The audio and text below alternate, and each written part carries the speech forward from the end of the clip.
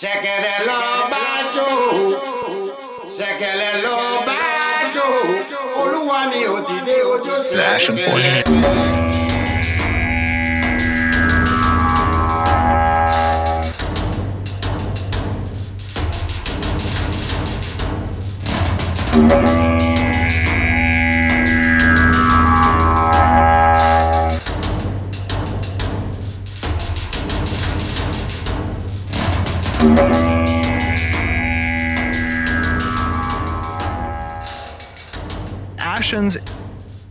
The Ashen Forge.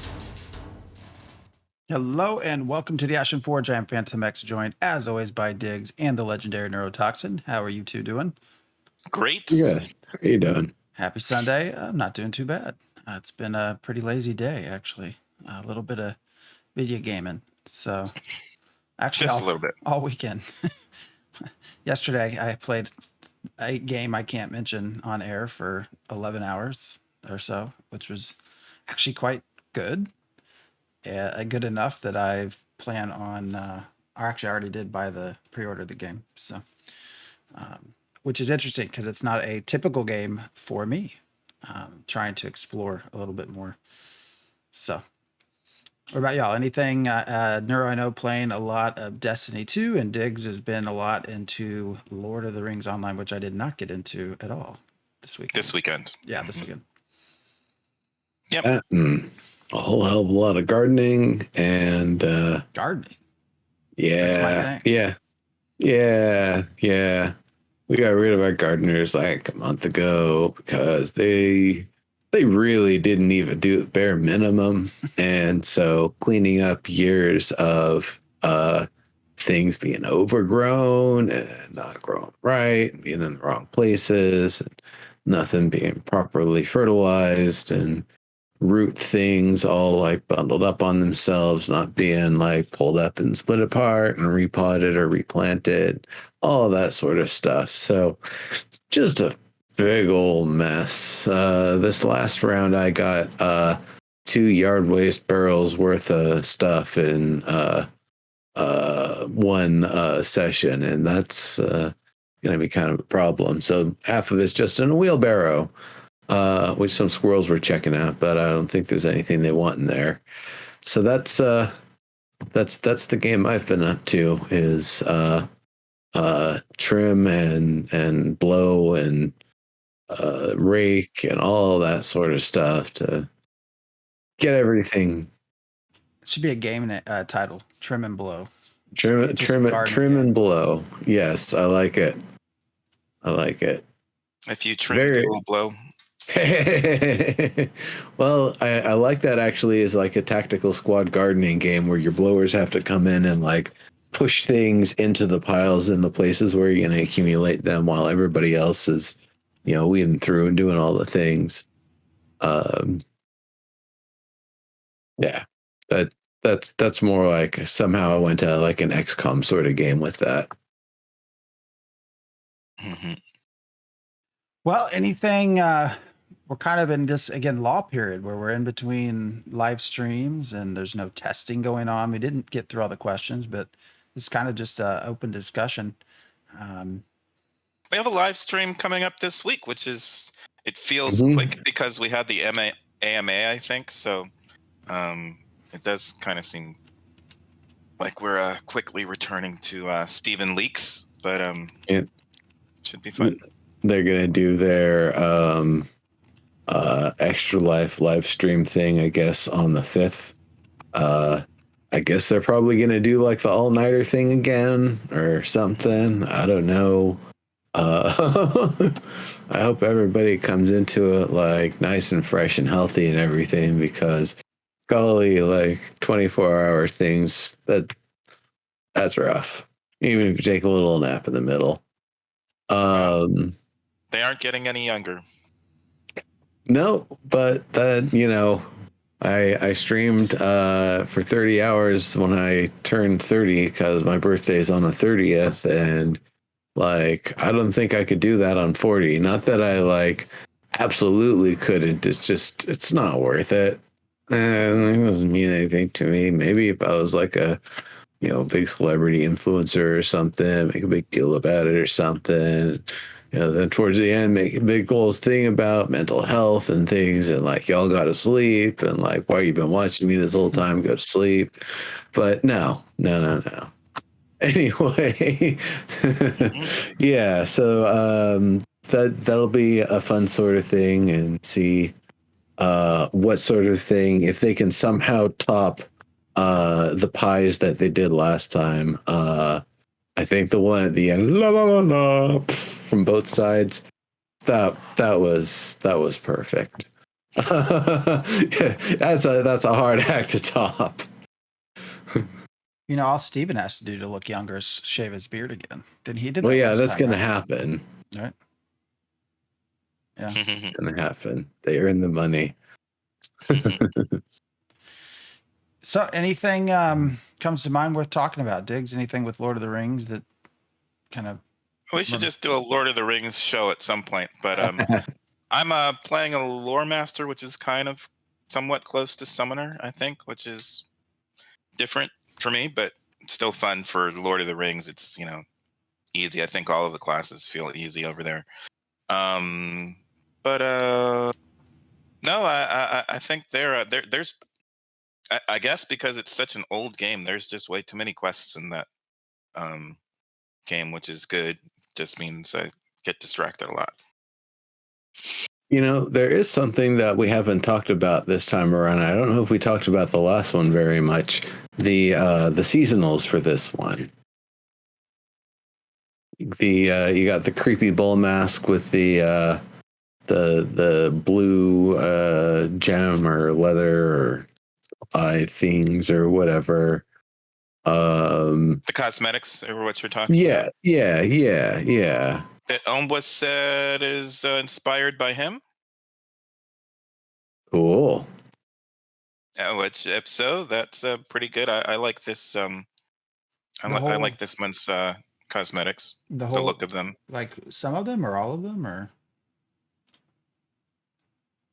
I'm guessing just yes. the cosmetics and the idea, probably the idea of the festival, the fall festival and dancing. There's a question on Twitter about joining their dancing. They create the masks out of corn and then dance around. Something about zombies. I don't know if there's summoning of the zombies or not, but I would, as a dancer, definitely join their dance. On the afternoon before the moonless revel, adherents to the cult weave wicker masks from corn, wheat, or wicker reeds. They don the masks at sundown and begin the dance of worship. Would you participate in the dance or prefer to witness it from afar? I would obviously be dancing. So I'm guessing perhaps the moonless revel, probably Omba, I'm guessing, added a lot to that lore, I would imagine, but we'll see. Yeah, I actually ended up. I rarely will buy things, but this one, the pet, the mask, and the mount, I did. Mm-hmm. So I go back and forth. I go down these rants of I'm not going to pay anything until there's something there, and then there's most of the time I'm okay, and then there's something, and it's like, oh, it's only like $15. Oh, okay. Yeah. Like you say, Yep. if you're supporting the developers, yeah, it's all that matters. The cat looked cool. I hope. Yeah, 3-eyed ghost cat. It's one that I would love to see have some sort of like it kind of appears and disappears. As you're walking, it just sort of poops and comes back. That would be pretty fun, I think, to see. So that would be neat. The wax wool U. I wonder about them in terms of breeding and resources. It talks about the getting milk from them, using their wool, that they're chill, easy to work with. Probably a good beast of burden. I could see them pulling your wagons and what for the caravans. And they have an interesting feature with those blue eyes of theirs, kind of like the mask. I don't know if those might have any special property. I don't know why I immediately went to like, oh, you can use it to make some dye. But I don't know that would be true. They're not red-eyed fruit flies that we use to make our real world, I think, like Red 5 or something. My immediate thought is I'll rip out their eyes and I'll make a paint.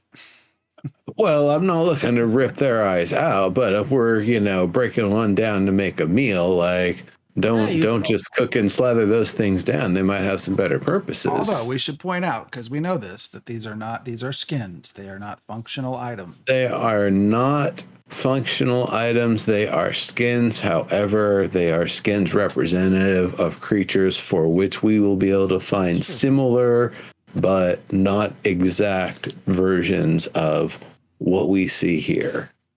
So, the stufferton you're going to catch, the stufferton that Diggs is going to catch and own isn't going to look like the one from the Kickstarter or the backer, whatever monthly it was, but it's still going to be a stufferton.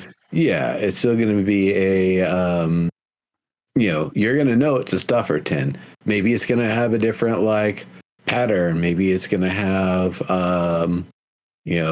some different plaid or something going on. Maybe slightly different fur consistency, maybe a little more plushy than the other one. We'll see when we get there, sort of thing. But I think that's the one thing that's kind of nice. No, it's not a special thing that you're not going to be able to, kind of get in some way.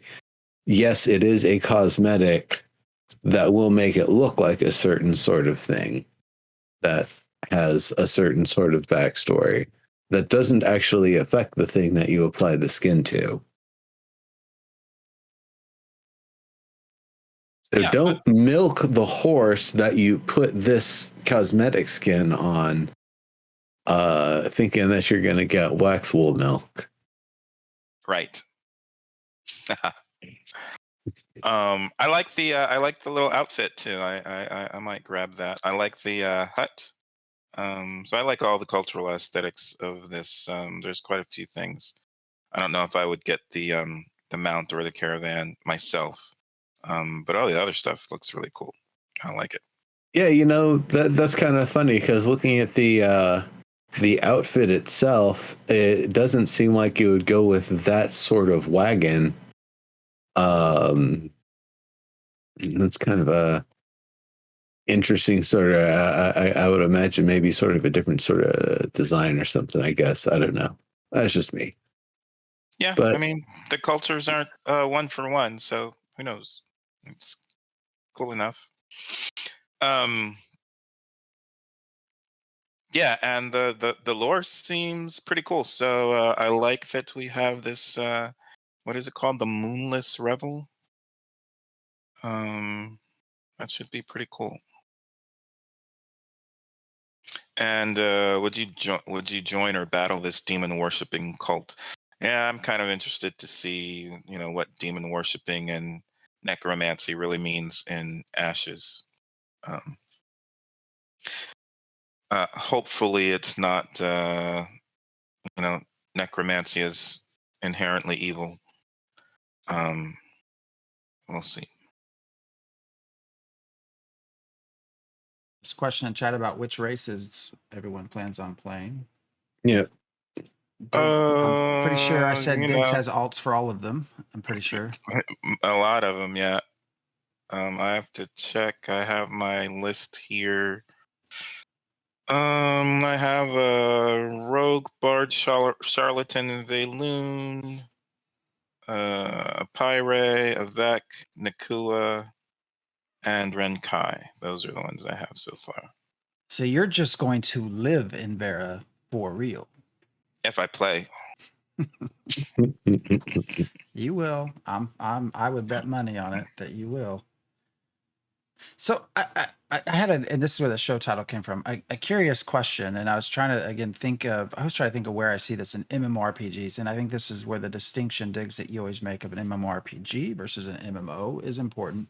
So of course, I was playing some Destiny 2 today, and like many similar games, it's in a season mode now. It's sort of settled on seasons for progression and things like that. So I was almost wondering, so would there be a way to implement a season structure in an MMORPG beyond the PvP? I'm not talking sort of like WoW's PvP seasons or arena seasons, but actually within the game itself, as a way to keep things sort of fresh and different. And instead of seasons, and this is where the name generations comes, is that every year, say, some predefined amount of time, the server just says your characters are all aged and they're going to die. They have a history that you'll be able to go revisit, and you get to create a new one. And it can be the same name. You get, it could be whoever to junior, or the second or the third, whatever you would want, but some way to sort of implement this season structure into an MMORPG in a way that just sort of keeps things different. And you could maybe pull some of what as you go into a new generation, you pull some of what you've learned, and some of your skills and things kind of get pulled into that brand new character that gets started. Obviously anything you own gets passed down just the same as a family structure. Kind of makes me think of the token system from Chronicles of Illyria, except in the way that everybody is synced up, that it isn't the more you get beat up, the more quickly you're gonna expire on that character, or the more high influence you are and the more times you get killed, the faster that's going to accumulate your death score and cause you to wrap up on that character. Instead, everybody has this finite sort of time span and arc. I like that. I like the idea of something where you've got generations being represented. And then on top of that, I kind of like the idea that there's maybe a little separation between the generations, where the things that the players did during that generation of gameplay gets to manifest and play out over the course of like an NPC, AI driven generation or two. So where different people made their friends and their enemies and that sort of stuff in different areas, some die rolls will happen, some things will happen, some legendary items will shift around, some things will, be lost, some new things will emerge of merit, and then you kind of re-enter the world that you had played in, but in a different state and with different things that can occur. That's almost like also I think of like if you had what Hero Song does for the character create or the world creation, but instead it's just like a little mini one of those between generations. Diggs, any ideas? Well, I'm old, so I'm not a fan of those kind of generational things. Gandalf is always as old as he is. I would, if that were a thing, then I would definitely have to worship the ancients and try and make at least some of my characters immortal. Um, because I always want to have a Diggs avatar that is representative of me, and in that case exactly me pretty much. So I would not want that character to age out. But also my view of these things, in D&D you've got lots of characters who are going to be elves or dwarves even, who are going to be hundreds of years old, so that's not really going to be a thing. They would not age out. um in within several years. And I also am a fan of the Skywalker family type thing, or the uh, Superman is always going to be pretty much Clark Kent. And it used to be a thing for many decades where they were perpetually Bruce Wayne and Clark Kent were perpetually 27, I think. up until 1985, they started slowly aging. Well, by the time they aged up Dick Grayson to go to college, they had to make Bruce Wayne be older than 27. But uh, yeah, so I'm kind of a fan of set ages. But I think there's other ways to do seasons besides that. Because seasons don't really have anything to do with age in Destiny 2, does it?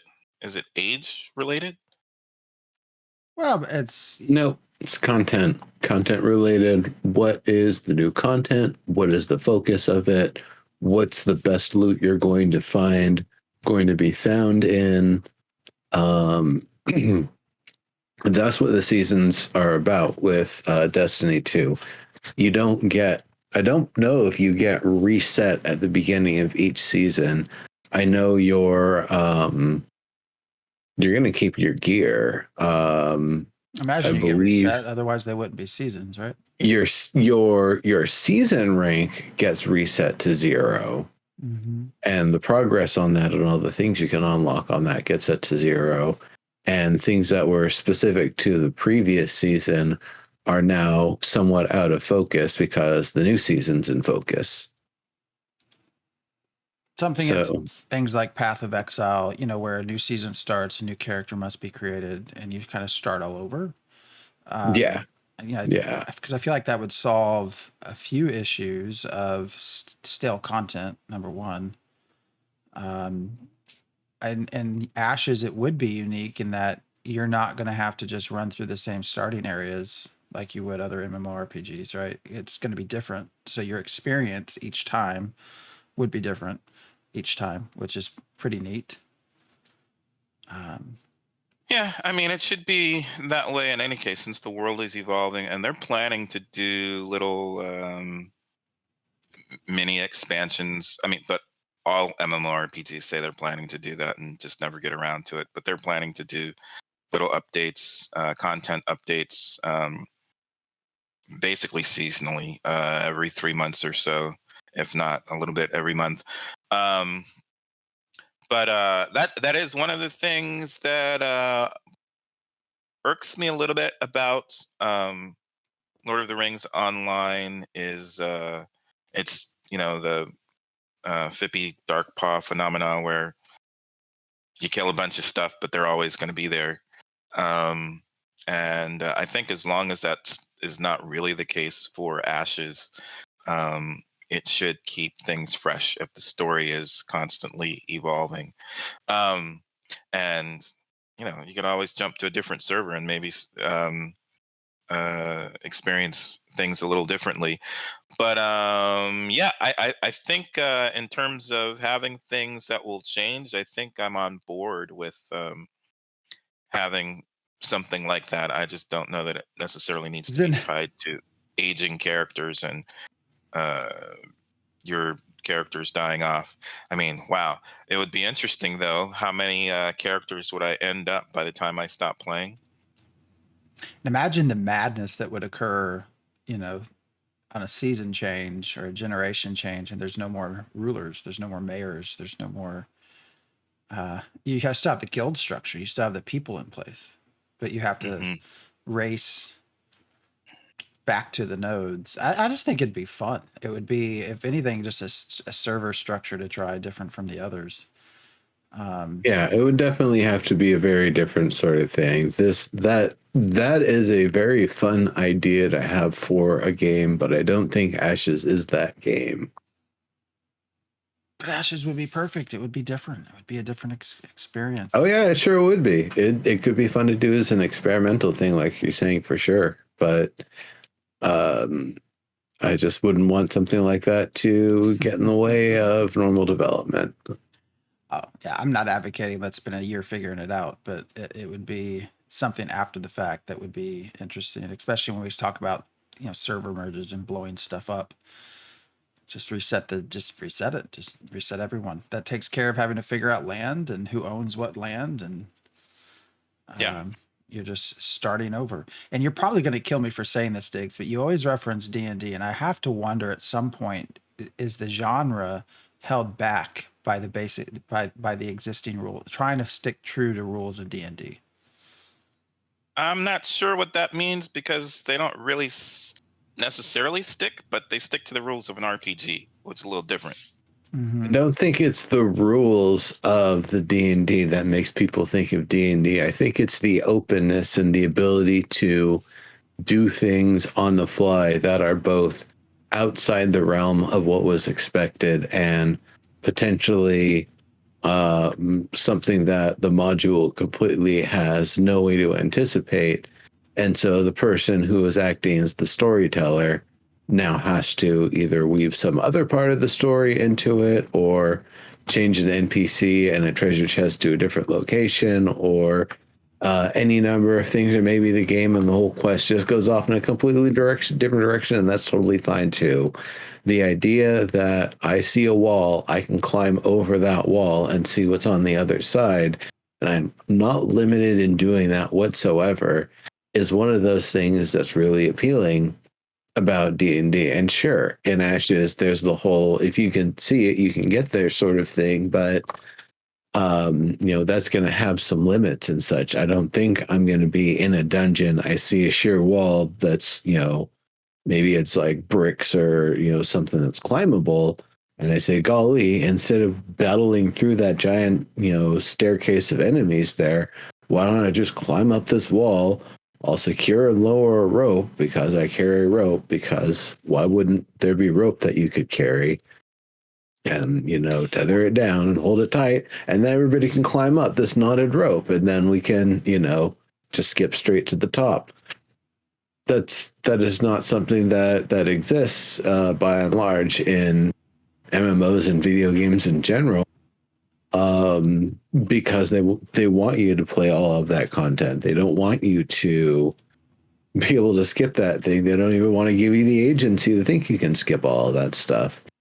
So that's the sort of thing that I feel like is, where a tabletop role playing game and something where you're working with a live active storyteller gives you the opportunity to do things that a video game simply can't do, not unless you come up to the thing a bunch of times and say, "Hey, game devs, we want to do this thing here, but we can't." And they finally capitulate and say, "All right, we're going to do the thing. We're going to put this ladder in here that you can climb, or the ladder that is here, you can finally climb," rather, something like that. Well, and I should clarify when I say that, usually when this conversation comes up, it's in the character context, not necessarily actions, roles. It's more in the sort of rigidity or the immutability of skills and classes that, if you're a druid, you're a druid, and leveling, yes, and character death and aging or rebirth, that sort of stuff. That's where I just start to wonder if that kind of holds back other ideas, because I still see, horizontal play as such an important part of keeping people interested long term. That which D&D has lots of horizontal progression in D&D, but to be fair, this is based on a Pathfinder campaign, so of course it's going to use a class system. Well, same thing. That's why I'm saying it's an RPG. So Pathfinder D&D is just the most popular one, but RPG specifically, they have these things in common. And my thing is, you can create something that you can create other forms of MMOs. I specifically like to play an MMORPG. I don't like to play MMOFPSs, and there's other forms of MMOs that I'm not particularly interested in. And if it's going to be a MMORPG, I want it to have RPG rules or standards, like focus on character skills over player skills. And so it's fine. You could create other forms of MMOs, and those could be interesting to play. We've tried out some of them. And a Meow could be great.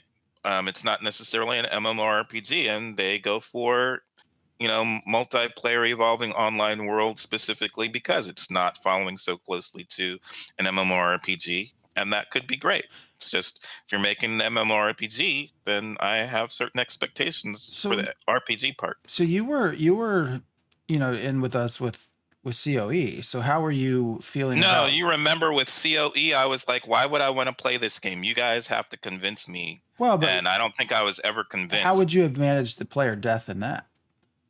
Because I don't know that I would have liked it. That's part of my point. The whole time I kept saying, I don't know why I would play this game, but if you guys are interested, we can do a show on it. And I would tell Ombwa and Snipe Hunter all the time, yeah, convince me. I don't understand why that's fun. And I don't know that they ever completely convinced me why it's supposed to be fun. But I don't have a problem exploring other stuff to play around with the systems that they're offering. I think some of those systems are interesting. But yeah, there is a lot of stuff in COE that I'm like, none of that sounds like fun to me. But we'll see. I have two of my friends are working on it.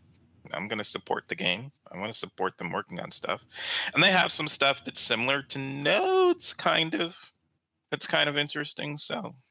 So there's a good point in chat about, people who don't have a lot of time. And if you did a more frequent sort of server reset, like every couple months, which I was thinking more yearly when I thought about that. I mean, that's a good point. If you don't have a lot of time, you kind of cherish your characters a little bit more. Part of that is on this idea of leveling. That was one of the questions from the Reddit AMA, I believe, was sort of the leveling process and how it would be different server start versus a year down the road. And so that's where I think it would be neat to kind of re-experience. Now, sure, you could do that with alts, but yes, I don't know. And Neuro, that you put in chat too, that was the other thought that was interesting about this idea anyways, was also that, often, let's say we play Lord of the Rings online and we join a guild with someone who's been playing for 12 years, we're 12 years behind. Like, how do you, how long does it take to catch up? That's one of the downsides to AAs and EverQuest, which I always harp on. Like, I would love to see this again. But if you haven't played for 20 years and someone else has, you're way, way behind. And this would sort of reset that process to where, if you have a friend that comes and joins you 5 years later, eventually they can join you at a time where you're kind of on equal footing. Now, again, my thought process on this is there would still be a horizontal part to this. So you would always get benefits from your characters, whatever it was they did. You obviously would keep your items, keep your land, but I don't know, just thought. It's why I re-roll from 0. Well, guess what I did today? After my little tour of Destiny 2 for a couple of hours, I actually updated and played for about 40 minutes of New World. So in 30 minutes, I think I was at level 6 when I turned it off. It's just like rapid pace, like quest. Yeah, at the very beginning, it goes super fast. So, it's not. There's a lot of people. It's very populated. The economy is still crazy. Somebody was offering in chat 100 gold, come do this dungeon with me or something. It's like, God, when we first played 100 gold, I would, all right, I'll give you 30 minutes. But is there new intro stuff? Yes. Right. You played in the new zone, right? Yeah, that's where I'm at now. I didn't finish it. I mean, it's nicer. There's some art issues, like some of the lampposts or whatever, the staffs are like not touching the ground and it looks kind of weird. The NPC kind of doesn't pop up. You have the map or the compass overhead and it shows you where to go. The NPC wasn't showing up for some reason. So, which is fine. That's sort of old school, having to run around, look for the person, but seemed a little tad bit buggy. But I actually just want to get back into it more to be a bow player. I don't think I'm going to actually go back to my old character at all, just because I'm frustrated with where it's at, and picking up a year later, it just seems very challenging. Like, to get my mindset in the right place, because I just log in, I'm in a town that's kind of boring. I have to run all over the zone just to get 3 quests done. I was like, I'm just gonna start over and see what it's like. Although the new, I think, and Terradin's been playing this, so correct me if I'm wrong, but I'm pretty sure the October activities for New World you can't start until 35. the quest line, which I couldn't do anyways on my current because I only got to 30. So it's like, well. Anyways, I don't even know where I got off on that road, but New world. I got a lot of players. It wouldn't starting over at 0 is where that started. The server we're on is high, so I had to go on to a different one. Same shard, but on the west. But so we'll see what comes from that. I need to get back to Lord of the Rings too. No, you don't. Take some more time doing some other games so I can catch up more quickly. Although it's rough to catch up with all those side quests I keep doing.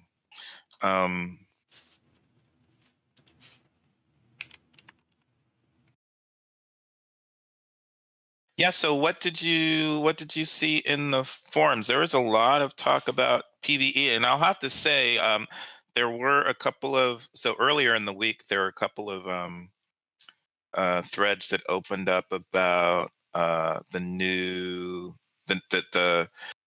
change we heard about in the AMA, which is node ruins being PvP probably auto flag for a few days. And there was one that I got tagged into, and then there was a second one I went in where I basically said, yeah, I don't have a problem too much with temporary auto flag zones that are if they're going to last for a couple of days. And after a couple of pages, people were like, why Diggs is in every PvP? Why is Diggs in every PvP thread? I'm like, well, half of them you tag me into, and this one, all I was saying, I just came in to say, temp would be okay, but they went back to the open seas and wanted to focus on why I wasn't going to play and why permanent zones are a deal breaker for me and all that. And I'm like, but that's not what I came in to talk about. I really came in just to say if it's temporary, that's not necessarily a deal breaker. But recently, we had a couple of PvE only threads. There's a PvE only server thread. There was another one about, just PvE only in general. One has server on it in the title and the other one doesn't, which is kind of interesting. I mean, there was actually a post that caught my so there's tons. There's actually a lot of different some that just say PvE, some that specifically talk about the main world PvP concern and griefing and how to avoid griefing. So it's like this tidal wave has sort of shifted back towards PvE players, which is really weird because I feel like for many months it was all like a PvP perspective, which is why I would sort of comment on, well, you're not going to get anyone else to comment, And now we've kind of gone the opposite way. I will say there was one post that I thought was good, which was from Lineker talking about. It was titled "What Might Actually Be AOC's Biggest Problem," and it was just saying his belief was that it was going to be the loud voices trying to convince Steven to change his vision of the game, which I think is a good point. I think it's a little bit misdirected in its intent, but it's talked mainly about PvE Care Bears, solo players, PvP arena only players. So it kind of targeted some specific people, but I think the idea behind it actually makes sense. It's just, don't let the voices get in your head too much, Steven, basically. But that being said, there was one actually just posted tonight, an anti-griefing thread, and actually it's titled Yet Another Anti-Griefing Thread, which was interesting, which was commenting on in Elite Dangerous that if you had a bounty put on your head for some whatever gameplay for whatever reason, you had a bounty put on your head and you got shut down, the money for that bounty came out of your pocket, not some imaginary bank at the town, which I thought was an interesting idea.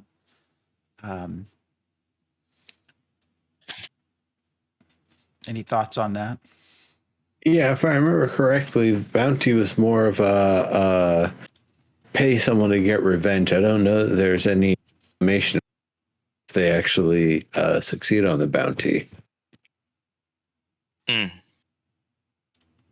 Yeah, not really. I mean, I think I don't know. I still have to play it, but I think the corruption that we have already seems to be significant.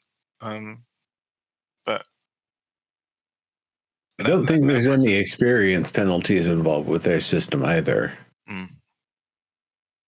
And here it's XP debt. XP debt and whatever sort of resource loss, depending on how you participated in getting killed. I will say that in that same vein, the clip I posted of my idea on blacklisting for crafters, like overwhelmingly was yes, do this from all the PvE players, but the way I could tell it would probably be effective is that the PvP players that didn't like it, the PKers, were very vocal in how they didn't like it. So I'm like, okay, well that tells me right away this would work. Like this would be an effective deterrent. And they're like, oh, but you're going to mess with the economy. It's like, well, no, the player can remove you from the blacklist, right? They don't have to put you on it to begin with. It's an optional. It's like Ultima Online. It's an optional thing that pops up if you're a non-combatant and you get killed. But that was like the just people getting so, I mean, on TikTok. So not that we went viral or anything, but most of the posts on TikTok is very small. And this one was like 7,000 views versus others and like 100 comments. But it was having these people that were really offended by it were like leaving 3 and 4 comments, like just rows of comments about how stupid it was and why it wouldn't work. Okay. And you can tell even more when they start their disagreement with sort of a personal attack. Like when you're personally trying to attack someone, on appearance or something like that, and you don't even know who they are, you've never met them. It's like, okay, I know this really bothers you because it's going to be very effective. I don't think Steven will implement it, but yeah, I don't think it would be too difficult to implement. But they could always test it in beta or alpha. There's good points. We've not tested corruption yet. They've not given us the testable version because it wasn't an alpha 1, which is why they couldn't have PvP because people would just kill each other all day. So we'll see. Yeah, people are loving this Lucky Ghost video, which I think I watched but did not make a very big impact on me. So maybe I'll have to watch that again. What's the Lucky Ghost have to do with it? It's a thing about PvP. People keep referencing it. Asmongold did a reaction to it, and apparently that's people have a reaction to that. But all right, I'll need to take a look at that again, and maybe we can talk about that next show.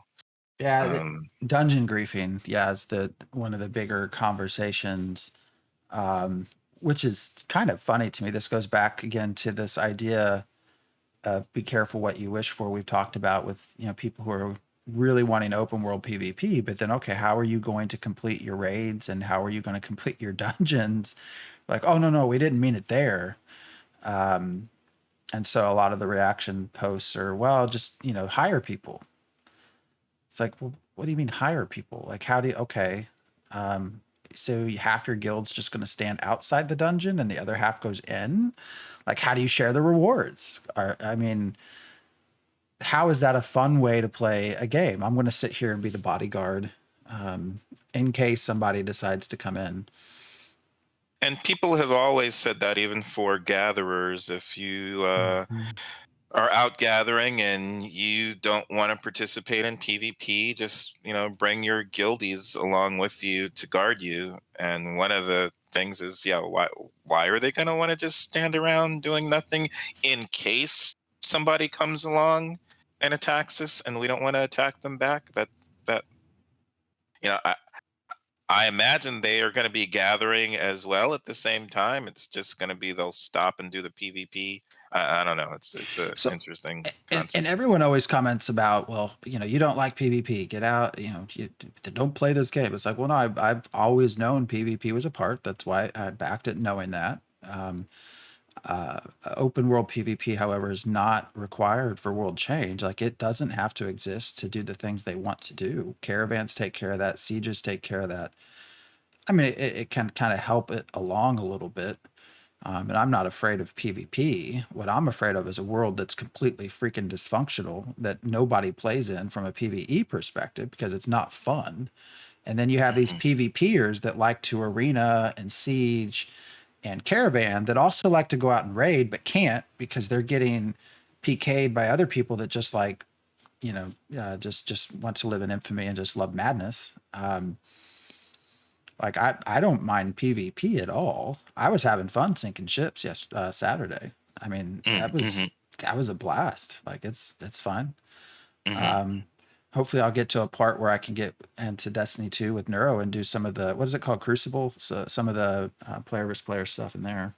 Yeah, there's a whole lot of different player versus player and player versus environment and other sort of stuff. Yeah. And the early days of WoW, I was 2 ranks away from Grandmaster on the PvP initial ranking process. Like, so I've PvP'd. I don't want it to be a big part of it. I think more in health of the game long term, and people can't seem to get their mind in that right space. But anyways, yeah, I think one of the fun things about PvP discussions too is that PvPers always assume that, for instance, people who aren't interested so much in PvP just suck at it. And I don't necessarily suck at PvP. It's just when I'm in the mood for PvP, I'm in the mood for it. And when I'm not, I'm not. And at that point, it doesn't matter whether I win or not. I just don't want to be involved with PvP. They're like, even if I win, I'm still in an activity that I don't want to be in. So it doesn't matter whether I win or lose at that point. I just don't want to be involved in it. I'd rather be doing something else, something that's not as hardcore as trying to beat another player at something. And also I'm non-competitive. So, I don't really care so much about winning. And I don't want to have to be trying to win in that situation. I'd rather be doing something else like exploring. And I think they said the same thing. They asked the same thing. Someone asked about whether or not I defeat a boss if I'm in a dungeon, and I'm like, I'm not necessarily trying to defeat bosses in dungeons either. I would probably be trying to sneak past those often too. I'm often trying to sneak past combat, period. So, The fun thing is the way things are set up. If you sneak past the boss, you're going to get to the boss chest. And it's going to require the boss key, and you're going to try to unlock it with your thief tools and be like, nope, need the boss key. Sorry. or No, I might what just you want to do- look around and see. no, Yeah. you sneak in and you wait for the group to kill it. And while they're taking their photograph that they'll post on Discord or whatever, of the thing they just killed, you sneak up, steal the key, and go unlock it and run away. Yeah. Sometimes all I care about is just uncovering the map. I don't necessarily have to get anything for being in there and hanging out and taking a look to see what's around.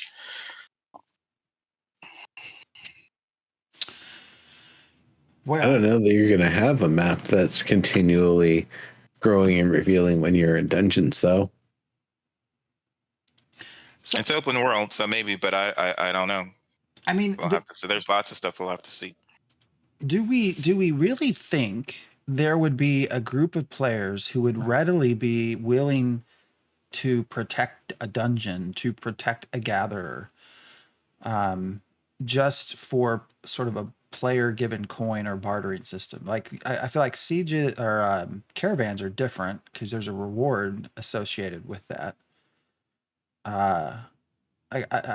And would you not be defending caravans just so that you could go hang out with a gatherer? I mean, I just don't see that happening when that when that answer is given is, we'll just get somebody to guard you.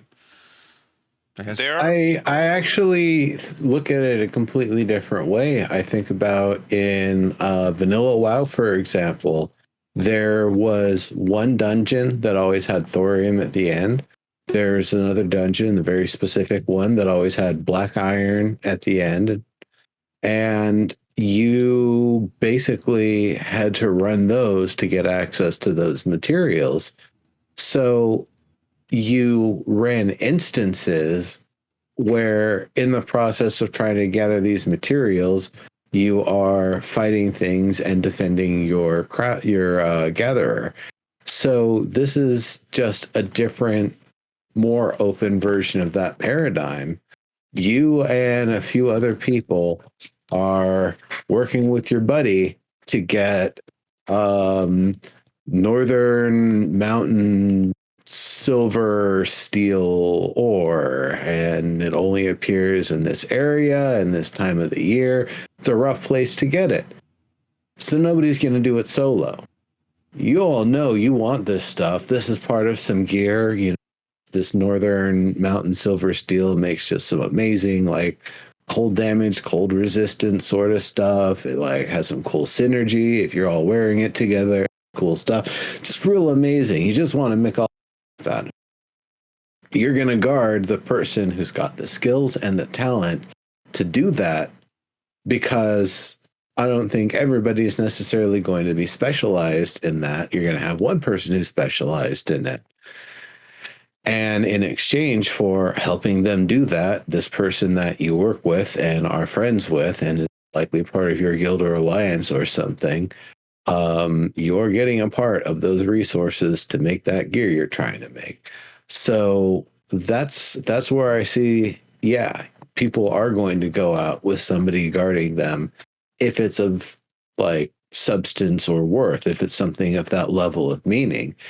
If we're talking about someone that's just running along the coastline, just grabbing all the like tier 1 and tier 2 resources, outcropping, you know, got a quick mount so they can try to get away one way or the other. And that's the person that you're trying to gank. It's like, all right, yeah, you're going to get a whole lot of stone. You're going to go a whole lot of copper. You're going to go a whole lot, you know, fartweed or whatever the you know, herb is going to be in the area. You know, great, good job. And if they didn't fight back, you got corruption for that. What a waste. So they might just take that risk that, yeah, are you really gonna, you know, waste your time for somebody that's getting materials? So I think there's that sort of trade-off. Like the higher the risk and the higher the value of the thing you're trying to get, more likely you're going to be able to recruit other friends of yours and people you know that also want it but don't have the skill to gather it. Yeah, I mean, I think in a dungeon you're going to be doing combat, and probably Steven's expectation is that it's all PvX, so it doesn't matter whether or not you're there to fight NPCs or there to fight other players. Gathering's a little different because you might just be gathering and you might not be doing combat with mobs in the area. You might not be doing other players might not come around to attack you. But in a dungeon, you know, you're going to be doing combat in any case. And at some point, it doesn't necessarily matter whether it's against an NPC or a other player, but depends on how it depends on how ruthless those other players are. Because I think humans are more ruthless than AI, but Well, and I apologize if I'm mispronouncing this. OGB, yeah, some interesting comments. You know, I think the two biggest things we just don't know about corruption. One, yeah, is what is the XP loss, right? Exactly how much is going to be taken away from you, and how easy is that to regain? I think those are two very important points. Like, how easy is it to gain experience in Ashes? The other thing that we don't really know is, you know, they've told us they're going to allow, your friends, your guilds, guildmates can kill you to remove that corruption from you. And of course, you take the experience loss, but then theoretically, you can have all of your stuff that you dropped given right back to you. So we don't know how that will play out either. I think those are very important. There is a way to stop PKing, is you just make open world PvP opt in, but that won't happen here. I mean, that's pretty clear. Yeah. That's why we're going to do and I'm not saying that we should, that's not going to happen, but that's the way you do it. And I still always ask for someone to give me an example of a completely open world PvP game that is, that has been a top tier success, like that we want Ashes to be. Because everyone always, so one is Eve, I get told all the time. I don't compare them I don't see them as the same as at all. Like, it's just such a different game, Eve versus a high fantasy MMORPG. But the others that I get quoted are like BDO. It's like, okay, I've played a lot of BDO. I never PvP'd once. Like, there are large chunks of area where you don't have to. Arcade, the same way. I played a lot of Arcade, never PvP'd. I'm limited in what I get to see, but there are options of gameplay that don't involve PvP in all those worlds. And my point being is, the system that Steven is putting in place, where your only free spot is your freehold and your player stall. Those are the only two places where you will be free from potential combat. That's just not been done in a successful MMORPG. Like, we've just not had a hugely successful MMORPG where that's been the case. So we'll see. Everyone always mentions L2 and corruption systems, but then we always get people that mention how you could work your way around it. Steven, even Ultima Online always had its weird things too. We even have that was something Steven discussed on one of our very first interview, was sort of the ways around corruption and Lineage 2 and that sort of stuff. So, I mean, he certainly knows, obviously the ins and outs, but it's just interesting. There was one other post I did want to talk to about before we run out of time. And it was about vassal node rebellion. Now we know, as things are, that just can't happen, because we've been told over and over again that vassal nodes cannot declare on their parent nodes. But it was a really interesting post, and everyone seemed very much agreeable with it, that it would be a neat element if, as a lord or a lady or a mayor or whatever, if you were terrible at your job. We already know NPCs will have happiness factors, right? And that will impact things. But whether it could get to a point that you could declare on your parent would be, I think, a lot of fun. I still don't completely understand why it's not allowed. I think they don't want it because they think it would potentially be too easy to siege something that they want to require a lot more layers and preparation to get into. That if you're right next door with a sizable force that can recruit more people from outside, that's circumventing the whole idea that they have for how much time and effort it should take to overthrow a metropolis, or overthrow somebody's hold in a region, essentially. And it's probably too easy then to have several vassals band together to try and destroy the primary node. No, but there's not very much risk in that. I think the way that you would do it, I imagine like a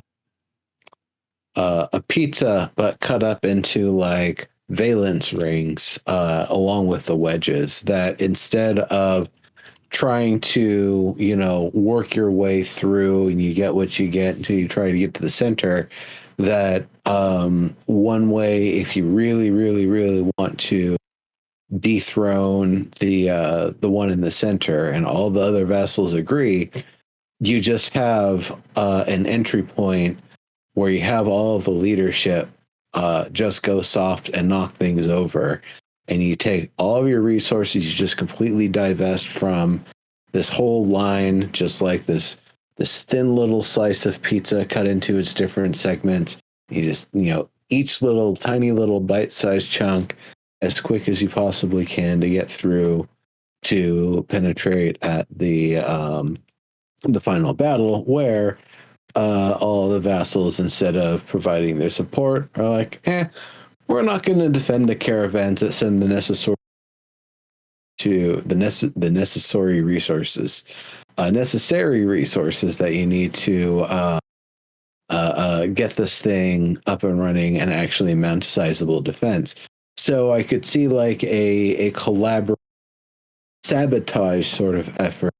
And then where I would see that specifically, well, we've got a metropolis. It's the wrong type of metropolis that we want for this part of the server. And so we're going to work to knock it down and build up the right one in the right place. And then we'll have our science nodes around the world, because that's how we roll. Or whatever it's going to be. Mm-hmm. Yeah. Yeah, and I was corrected. About BDO. So it's a level process. So once you reach a certain level, then which is, I think, similar to which is level 50. So, but you can pause your EXP gain. Like for me, for example, just creating a crafting empire. Like I don't need to get up, right? Right. So I could still play my style. That's right. And not have any risk. That's right. Whereas here, once I leave the freehold, there is risk. So, yes. Anyways. Well, it is 9:03. So anything else to discuss this evening? Nope. I don't think so at this time. I'm interested to see what questions get answered on the next stream, and I'm kind of interested to see if any more information or clarification comes about the statement about, content being one of the biggest hurdles between now and Alpha 2, because that's a really interesting sort of thing. It makes me wonder, if it's something that they're trying to have all the people they have on board right now fill out all of the content, and then once all the budget gets processed in January, they start hiring again, because I believe they've mentioned about doing that like last year, or what the deal is going to be with it. But I'm definitely both interested and excited to see what's going to be going into from all degrees of content, from story and lore and questing to creatures and characters, environments, weather effects, other sort of environmental events and things that'll be potentially going on. All of that stuff should be pretty exciting. So I'm looking forward to see what what when they say content, a little bit more detail on what that actually means. We'll see. That's not what I asked about. I asked about the thing I asked about last month. Yeah, I thought about just asking the same question over and over again. Mm. My one got answered, so I have to wait a year. All right. Well, everyone, thank you for joining us. It's been a good Sunday evening, night, wherever you might be, and we will be back next week. I don't think anyone's out or gone, and we will have a whole new show to go over. So, if you do, it's Halloween weekend. I don't know. I don't know when people are doing Halloween. So, but okay. We would probably do Saturday, I imagine, with the kids. I don't know. Okay. But no, I just lost my train of thought. Oh, I was going to say, if you are interested in playing, messing around with us, just join our Discord. We are currently in Lord of the Rings Online, messing around in New World, Destiny 2 as well. So, just come hang out with us. Yep. Everyone have a good week. We'll see you next time. See you later, everybody.